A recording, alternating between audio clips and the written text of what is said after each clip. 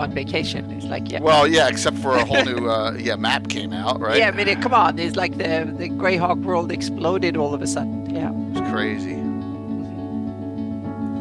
Okay. Yeah, really nuts, everything. But it's all right. It was great. I like it. Yeah. Yeah, I was able to jump on it, getting... it was good that you got Mike Schley. Awesome. Yeah. He wants to talk. That was so cool. Yeah. Made my week or month to be acknowledged by Mike Schley. Absolutely. Yes. Here comes Todd. Yeah, that was so cool. Yeah.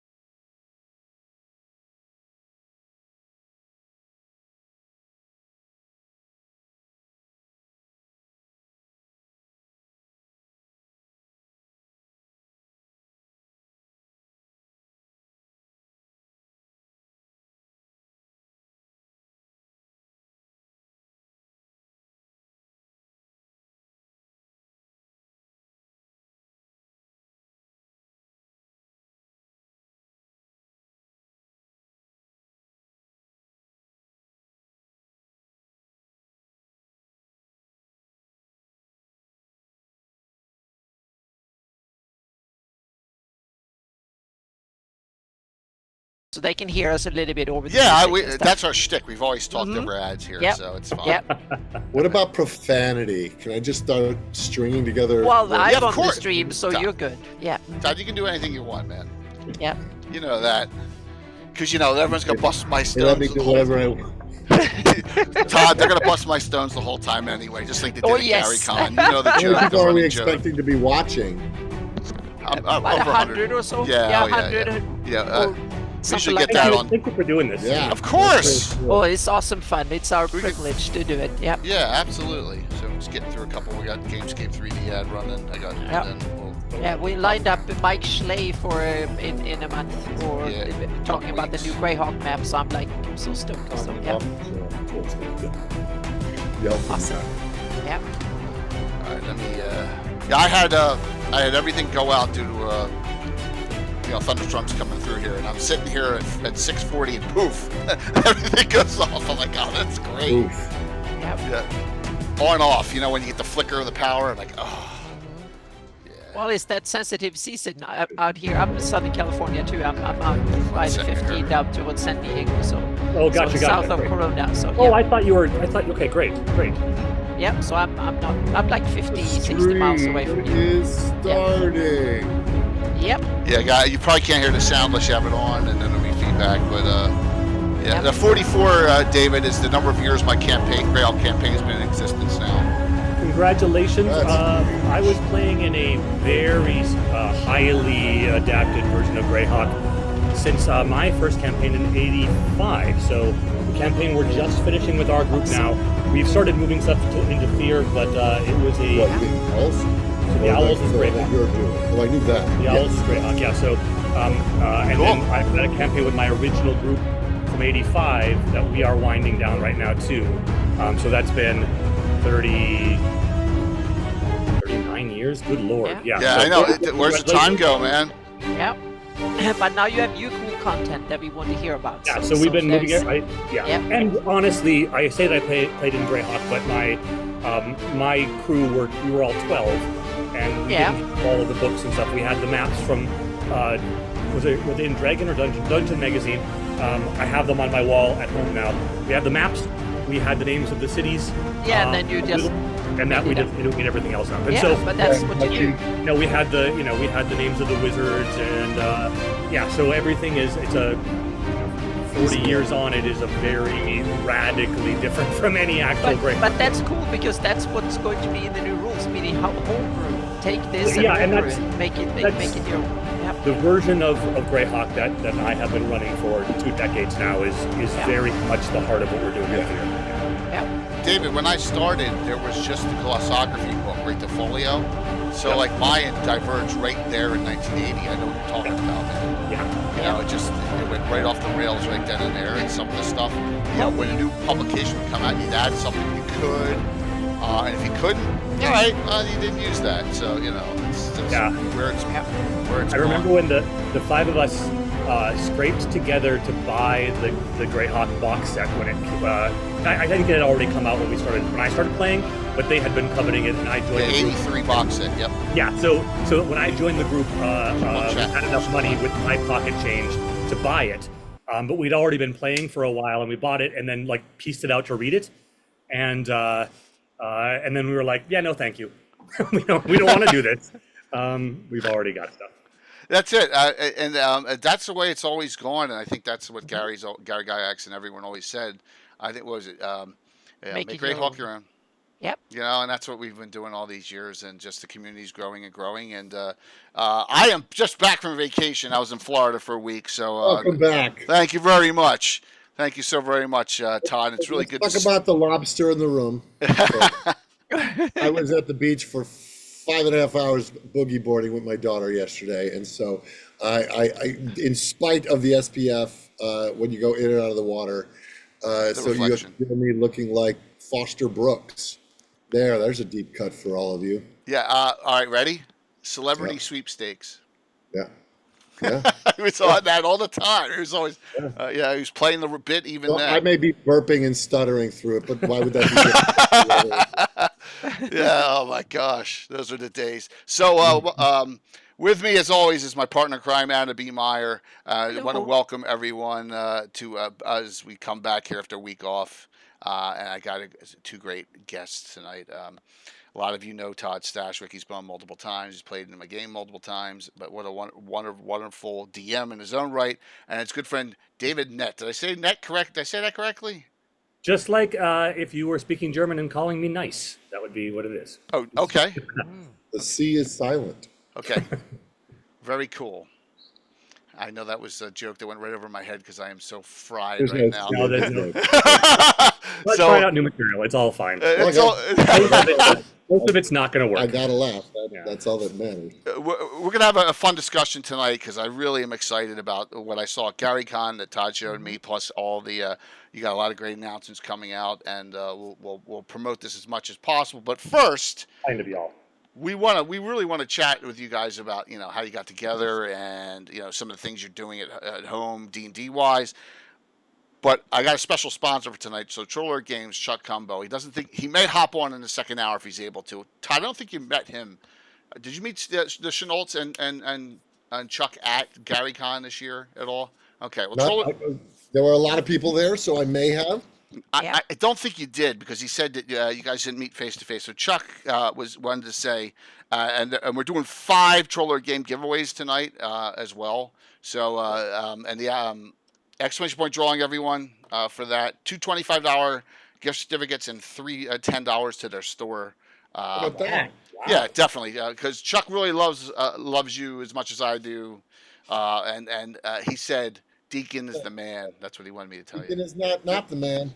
He actually was instrumental in Deacon being the man, which is how he and I met. Did you see how good that segue was? Yes, it was. Let's tell that story. That would be fantastic. You yes-anded the shit out of that. Yeah. So my season, going into season 3 of 12 Monkeys, I got a phone call from Terry Metalis, who was our showrunner, also the showrunner of, is that what you were going to say? No, but after this, also the showrunner of Picard? And one of the writers on our project. Yes. So Terry is a talented man. He called me up the summer of 2016 and said, you need to get ripped for season 3. And I said, I'm 48. That seems like an impossibility. I called my friend. Well, you need to get ripped for the season 3, and we start shooting in 12 weeks. Yeah, so I had like I had 4 months. 16 weeks, yeah. Yeah, and so I called my friend Blair, and Blair was associated with this gym called Nerd Strong at the time, and he said, "I'm going to connect you. We're going to put muscles on your body," and that's where I met David. Now, David and his wife Christy became my trainers to get me in shape for season 3 of 12 Monkeys. While that was happening, Yuri Lowenthal and I were longing to play Dungeons and Dragons again. I had not played since my youth. David knows Yuri. David knew me. David said, when you finish 12 Monkeys, come back to the table and we will start a new campaign. And that campaign has been now going on since 2018. It was good because we spent a lot of time together not knowing each other very well. And we found we had all of this stuff in common to talk about. We're of an age, and we had we both were Midwesterners out here in Los Angeles.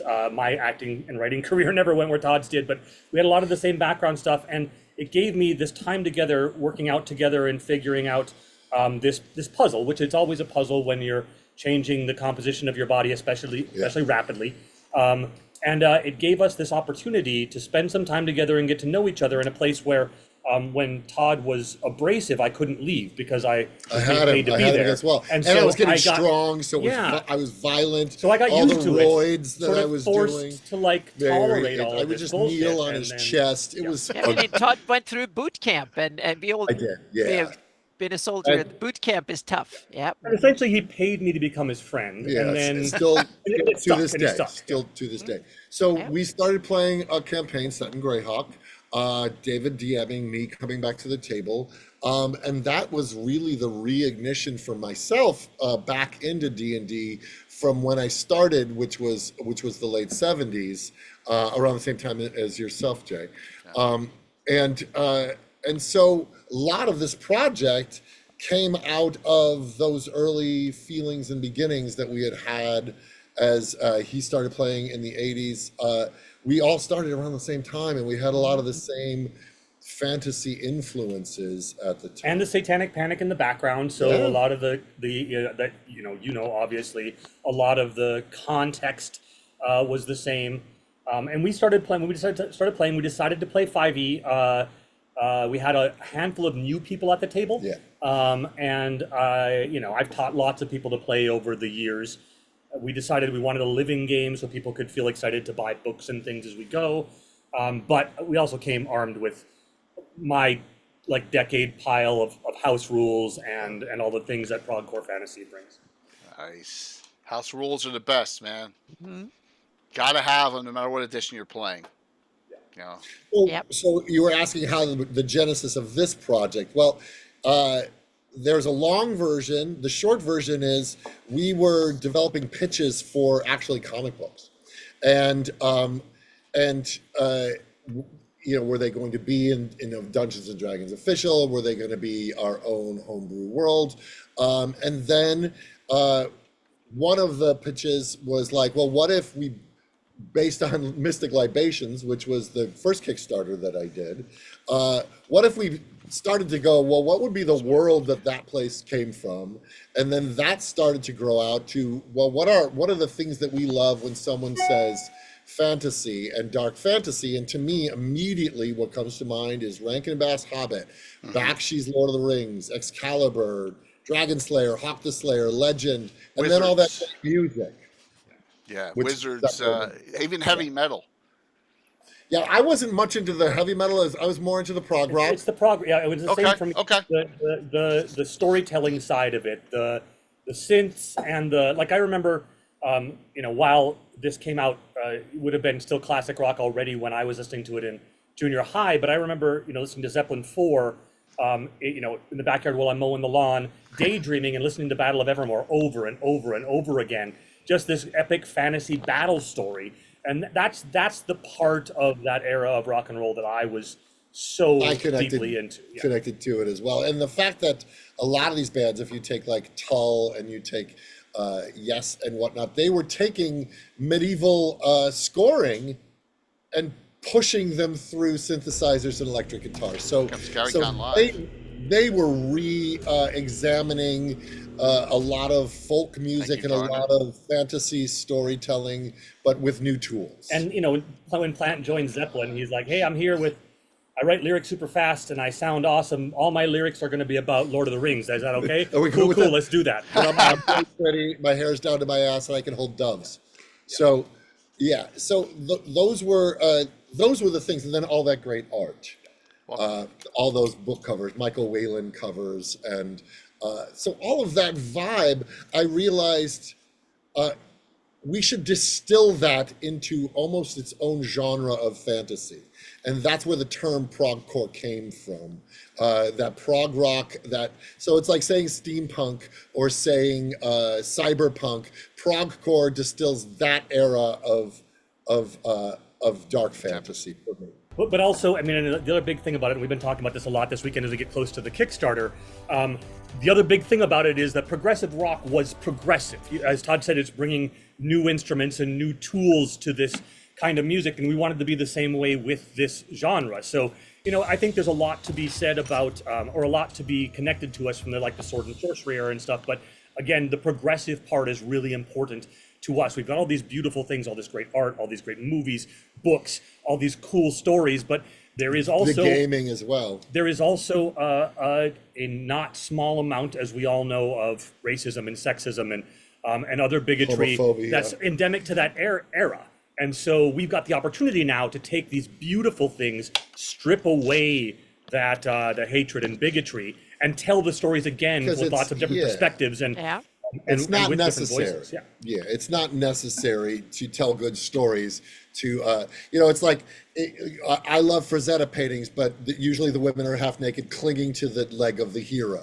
Right now, let's get her up, get her dressed, and put a sword in her hand, and go along for the journey as well. As we like to say, it's new wine in old bottles. Yeah, I mean, Dungeons and Dragons is 50 years old this year, and we can love the things that came from the beginning and acknowledge that we are in a different era. We're 2 or 3 generations beyond that. We should be looking at that through bright new eyes, and that's really what we want to be doing. That sounds awesome, and it's kind of cool. So it's a very open-ended genre in that sense. It's like a buffet of old cool stuff that the end player and DM can play with and riff off, so to speak. And it's a big opportunity for everybody that way. And not only, so our Progcore Fantasy book is a lot about the philosophy of play, how we can play together in a way that centers the ideas that are important to us. There's one mystery, danger, but also the world guide for Thier is a little less concrete. We were talking about the gazetteer stuff from Greyhawk from the early 80s, the maps and the this many leagues away, and here's this city, and here's who's in charge, and here's the factions. And that's sort of how worlds and gazetteers have been communicated to us through the years in role-playing games, and that's beautiful and glorious. And like I said, I've got the Dungeon Magazine Greyhawk map, that giant 4-part thing, hanging in my dining room, because that's where I've spent the most time in my life, apart from California. But there's also an idea that in these worlds, there is mystery. Like we don't, the people who live in these places, they likely haven't traveled, most of them, more than 50 miles from their home. That's 50 miles is a long way at this time. It's the Sam Gamgee stuff, right? This is the furthest I've ever been from home. They don't know how the world works. They don't know who the ruler is. And in an age, a dark age, which what Thier flora has, and fauna are before them. They're not botanists. No, and in a dark age like Thier has, the history of the land is murky. Depends upon who's telling the story. What bards are you listening to? Who travels to your town?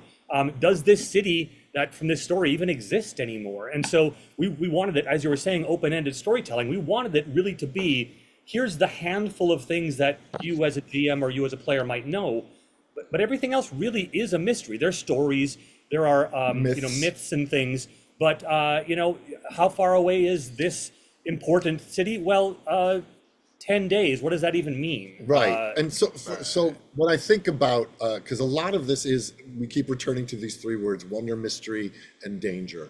And how do we heighten those elements? When I was young, as much as I was reading the D&D books, I was also reading The Hobbit and taking the stories of The Hobbit to inform the kind of game. I want my game to feel like this, or like that movie, or like that.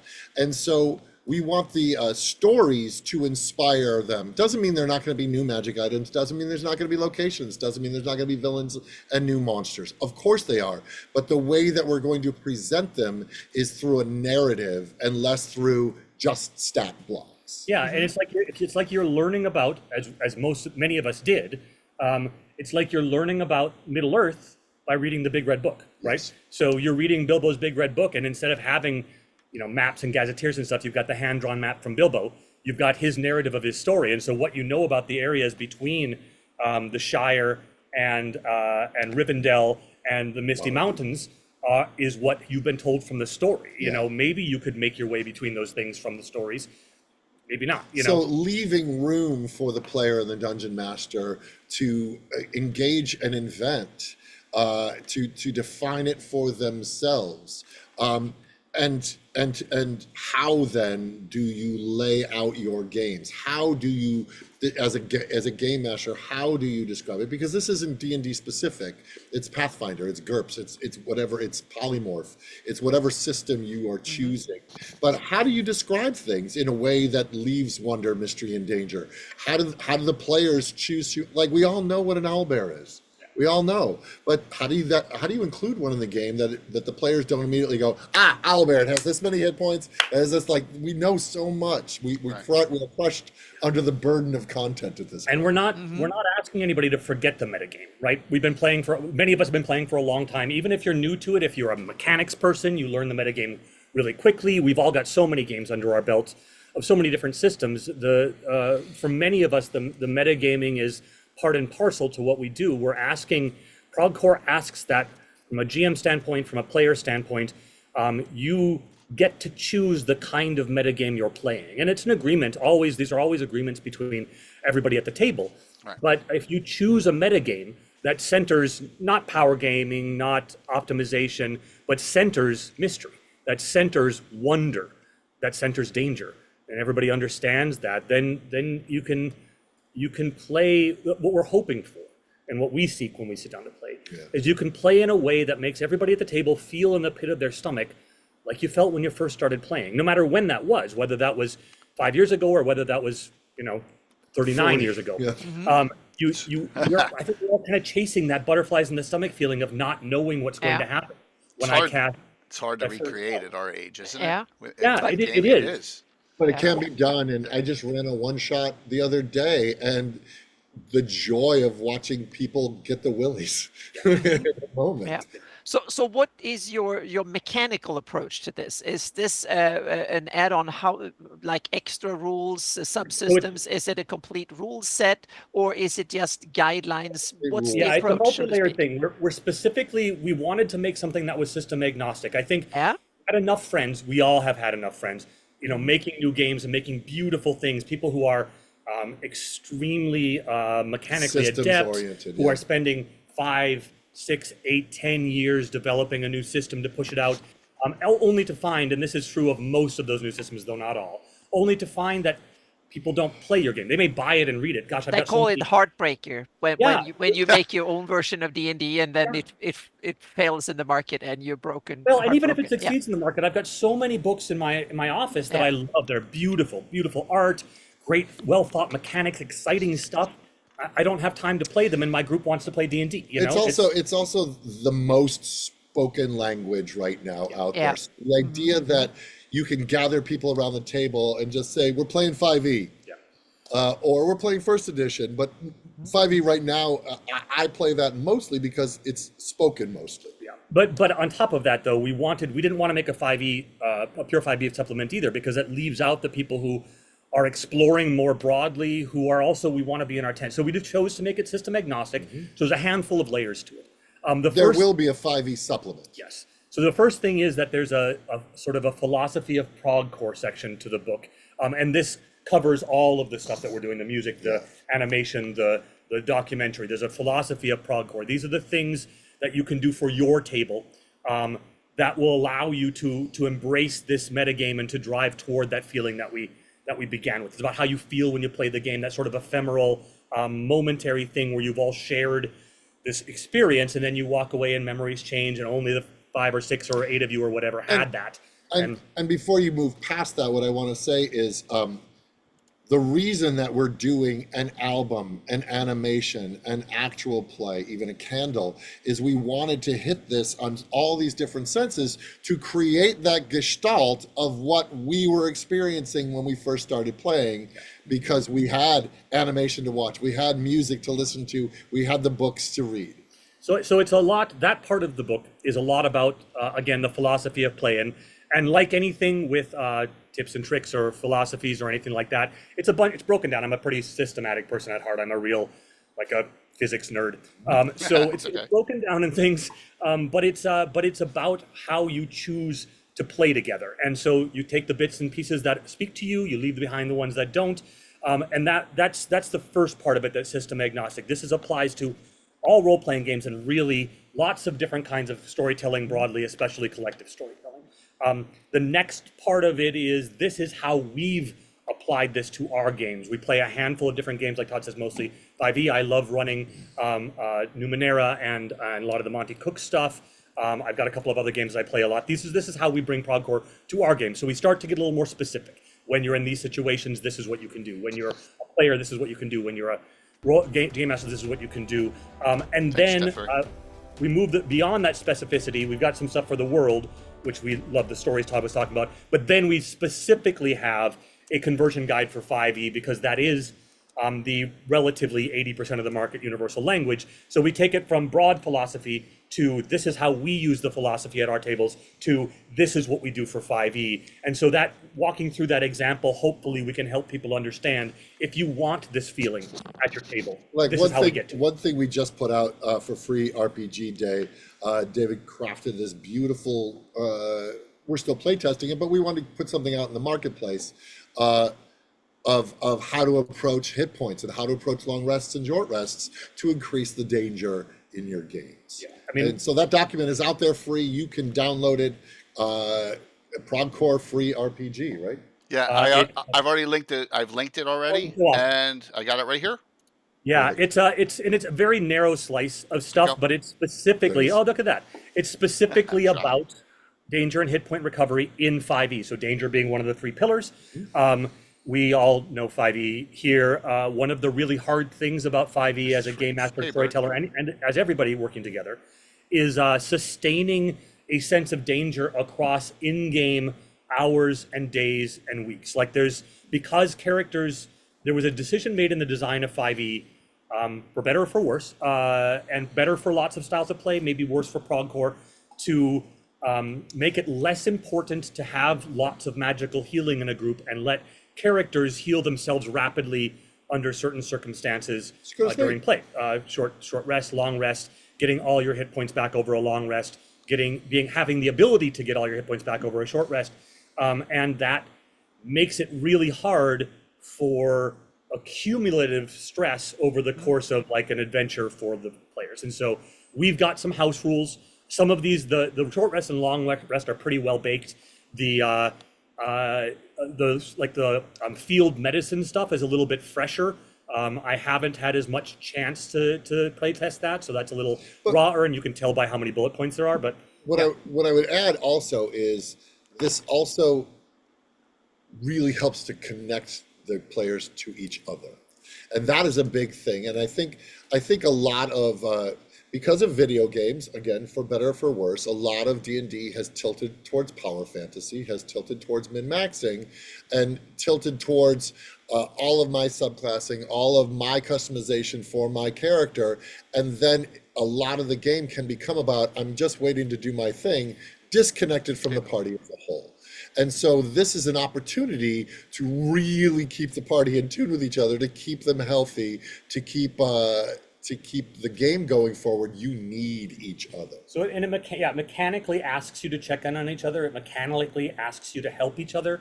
If you're going to achieve your goals, it mechanically asks you to take into consideration where everybody is. And now I will say, if your enjoyment in play comes from power gaming, comes from optimization, that is great. And that's all well and good. One of the big philosophies of Progcore is that your character is not your character sheet. Your character is not your backstory.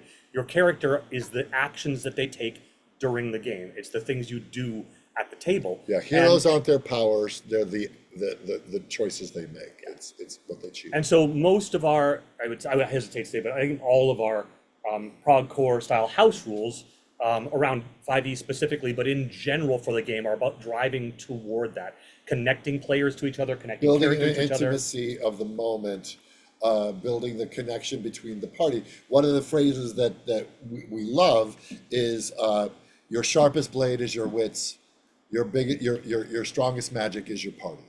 And so to really emphasize not just throwing a fireball at everything, which is always fun, Super fun. but to go, okay, how do we as a group get out of this? And to what we were saying earlier, sometimes often the encounters aren't balanced. So it's like, we got to decide, are we running? We got to decide, do we need to, or are the monsters running? Because they realize they're outnumbered. And so building that unpredictability and that I don't know if we'll survive every encounter into the mystery of the moment. Yeah. So I sense there is a large DM side to this as well as a player side, so to speak. Meaning DM side to how to lay up the stories and how to build tension and stuff like that too. But it's balanced. It's not just, you're not just asking the DM to bring you something special. As a player, you have to come to it with the same intent, right? Yeah. We all have to agree ahead of time. But yeah, you're 100% right. A lot of this is DM stuff, but again, a lot of this is also player stuff. Yeah, meaning it's something that ties into each other, meaning it's like a back and forth between the players and the DM. They all participate in it. And that's how it should be. This is a collaborative storytelling. If a GM, and again, you can play the game however you want to. The beauty of role-playing games is that your group can play however you want to. For us, it's not about a GM bringing a story front to back to the table that is unchanging regardless of what the players do. Oh, that's boring. That's no fun, I think. Yeah. It's not about, as a player, sitting down at the table and saying, I'm only going to go in search of this thing regardless of what happens with my party. That's no fun for everybody. It is literally about, it's about the same things that Todd and I came up on as actors, and Todd as an improviser and us as writers. It's about listening to what's being given to you, considering that, how that affects you, returning in kind. That's what this is about. And building it forward, Yep. It's extremely exciting. And when I was at Gary Con and Todd and I were just thinking, I know I'm showing a lot of, I'm a fanboy. I'm showing a lot of pictures from Gary Con. Todd, you know, look at that group there. Keith Baker, Garner, you and me playing his game, right? Just having fun playing his board game. And by the way, that was a successful Kickstarter. It did. So, you know, definitely we had Keith on. Just, we're talking, and then you showed me some things. He goes, this isn't ready yet. You showed me the vid, you know, you showed me that first vid you put together, and the concept of animation, by the way, was done by Sean Bishop and my son Oscar and Bob Eggleton, and it was written by David and myself. And we wanted to immediately, viscerally put people in the vibe of what we're going for. And then music by Joffrey Schumann and Jason Charles Miller. And voiceover by Anjali. And Anjali Bhamani did the voiceover of the latest iteration. And so that nothing was going to explain our vibe more than showing people something. And so we crafted this piece, and they knocked it out of the park. That's awesome. And rather quickly, by the way. And it's we should say it's an animatic, not a full animation. So it's what is it, like 8 frames a second or something like that. It's a very, you know, but it's a beautiful story told through the animatic. Efficiently, and it really it captures that sense of again Bakshi's Lord of the Rings Wizards, Fire and Ice, you know, Fire and Ice. Like, that's where that lived, and that stuff inspires me. And we were talking earlier. Like when I was listening to Styx, I was playing D&D in my head. When I was watching Bakshi, I'm playing in my head. Like all of this stuff fed each other, and we wanted to give that to each other. And you know, this project is about more than just role-playing games, but we both love this particular art form so much. I mean, every time I'm reading a book, like Todd, when I'm watching a TV show and stuff, I'm stealing, as we all do, I'm stealing plot points, I'm stealing interactions, I'm stealing moments and events for my games. Todd recently started reading one of my favorite modern fantasy book series. And the first thing I told him is just beware we've been playing a campaign for 6 years now. So much of what you guys encountered is just stolen directly from this series. So just beware. You're going to see very familiar things happening in these books. But there's an old saying going around D&D, particularly our community: if you're not stealing, you're not trying, right? So it's like, I mean, I stole Murlocs right out off of from World of Warcraft. Have you ever played? I mean, they're in my Greyhawk game. We all have done it. And how many Buffy things I've stolen? And Josh Whedon What about the Mfashnik demon? Did you steal the Mfashnik demon? No, I stole. Asking for a friend. Yeah, I stole the one. Yeah, the guy who thought he was a vampire but really wasn't. That was just on, by the way, on TNT on this week. We're down in Florida, and I'm flipping channels. I'm like, oh my God, look, it's the black and white, and Todd's on. Yeah, that's such a great one. The adventure that we played recently that I ran, which is one of our potentially, this is a stretch goal that won't be announced until we reach further on, but one of the adventures that we would be dropping along with the campaign, if we get to that one,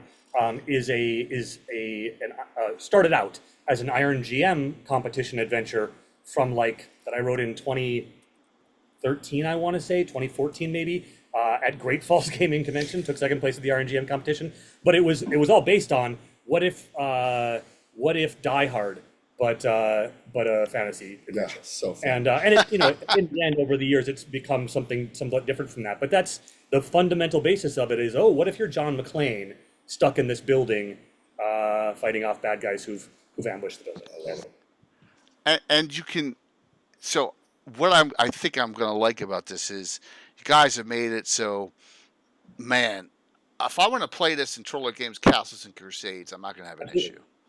Yeah. And there's a lot of scenes, or Shadow Dark.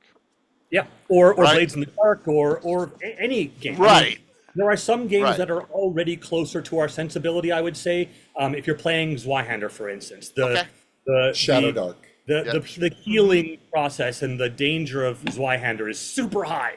Yeah. So those tips that we give you, you probably don't have to worry about. There may be other aspects of it that you might have to, but certainly keeping enough danger for your characters if you're playing Zweihander, that's not going to be a problem. Yeah, we are in no uncertain terms are we reinventing the wheel. What we are doing is, I think, codifying things that may not have been in terms of a vibe, putting not parameters, but gathering this vibe of music and dark fantasy into one place. Sounds like you give flavor to a lot of games and stuff. Very much. And I think we stitch these pieces that we've grabbed together into this philosophy of Prog core. There's a house rule that I've had forever that I really love, called I Know a Guy. We've introduced into our games a long time ago.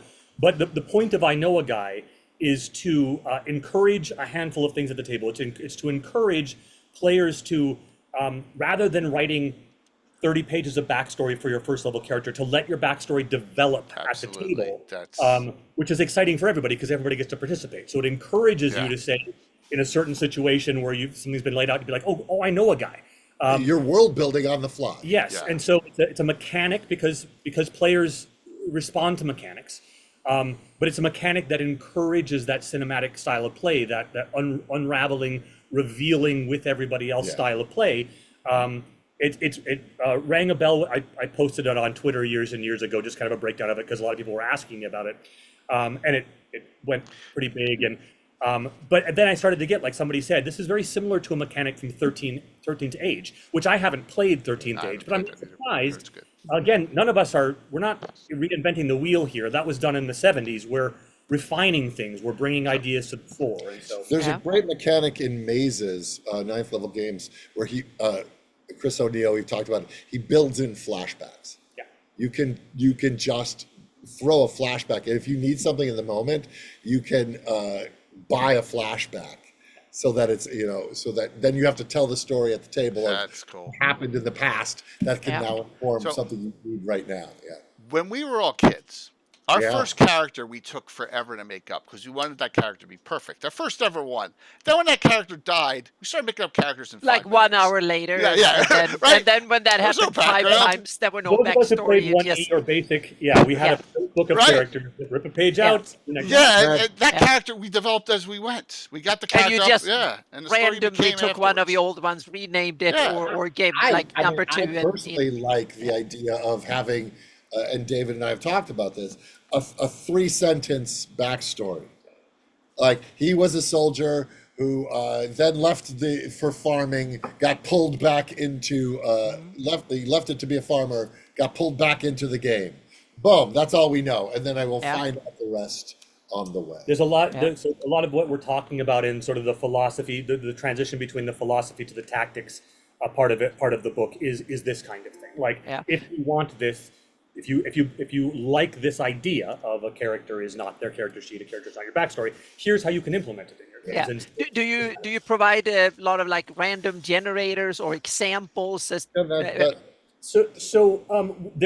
There will be some random generators that can help you along, but it's like list of examples, like No, these so- are 6 ideas that you examples I can think fit are in. better. Yeah. Yeah, I think that's a better way to put it. I'm sure Some some options to inspire. I'm trying not to be too precious about it, and the fundamental reality and the thing that we immediately run into, and this is across the whole project because it's so broad, is we've got a finite number of pages we can afford to print. Oh yeah, Right, exactly. right, So- sure. Yeah. You got to absolutely. One of the things But that's that what the supplements happen afterwards if things do well. If you want more of that, we won't. well, we are Progcore Inc. One of the things, for example, putting parameters around the world to increase the wonder is limiting the choice of heritage. So I love a world that. So when I watched Lord of the Rings or The Hobbit and they encountered Beorn, that was the strangest thing in the world. To meet this bear man. Now I think current D&D, you get to play the bear man. That's a playable class. And so to go, okay, how do we? What is the lore behind this world that the mortals that are involved, such as the elves, the half-elves, the half-orcs, the humans, the halflings, and the dwarves? Boom, in a very Tolkien sense, right? Limiting the player characters to those heritages. So that if they encounter a tiefling in the world, it's wondrous. I agree. It is a world to get to know, and it doesn't mean that you can't then go to your other D&D game and have a blast playing a tiefling. Right. But if you're playing in Fear, that is not a playable race, but it is a race that exists, or a heritage that exists in the confines of the world. And this is something. So this is an answer to something that I have encountered since I was a kid. So this isn't just about modern D&D, right? Those of you who played Rifts when you were young, played the Palladium games, which I loved and played a lot of. Rifts was a nightmare for me when I was 13, 14, 15 and running those games because I had not yet developed the sense of limitation.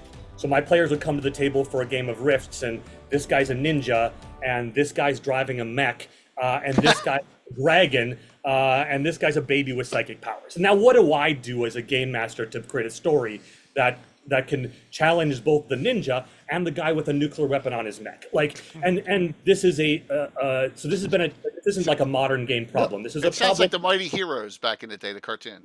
Yes, and so whoa, and so this is a being a GM and being a group of players and agreeing upon a set of limitations inside of which your story will operate, so that you can experience things and explore wonder and find things mysterious. And even when the player knows what a tiefling is, but choosing to let your character Characters not know. understand Yeah. that, that's a big part of this. And so I think there is a beauty, like with all art, there is a beauty in limitation. It is the grit that makes the pearl. Yeah. Yeah. And so just encouraging people to decide what are the parameters. We know the parameters of Fear because that's our world, and if you want to play there, here are the parameters. But if you don't play in Fear and you still want to play Progcore style, what are your parameters? And it's a question that you want to answer for yourselves at the table.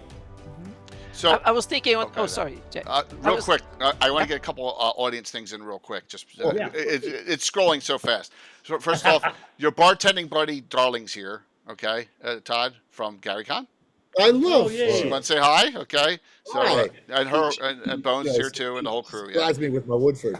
Yeah, absolutely, and that was such a fun night. There she goes. Yeah. Right. Huh. So, Secondly, Gary Julian, who Pluffett Smedger in chat said, and he is also one of the authors of the great Living Grail Gazetteer. First one right there. Gary in chat said the following: "You guys are not reinventing the wheel, just adding some sriracha, salt, and pepper, or diced jalapenos to the recipe." So I think that's a great way to put it. We are, and it's not just that we're adding spice either. We're adding specific spices. If you like these spices, it's a style of cooking. Yeah. Mm-hmm. And I actually used that example today. It's like I was talking to somebody else about this, saying this is just an approach to preparation and dining, right? There's a lot of ways to cook a meal, and there's a lot of ways to serve and eat a meal. This is just one way. If you want these flavors, if you want the meal to have this experience. Yeah.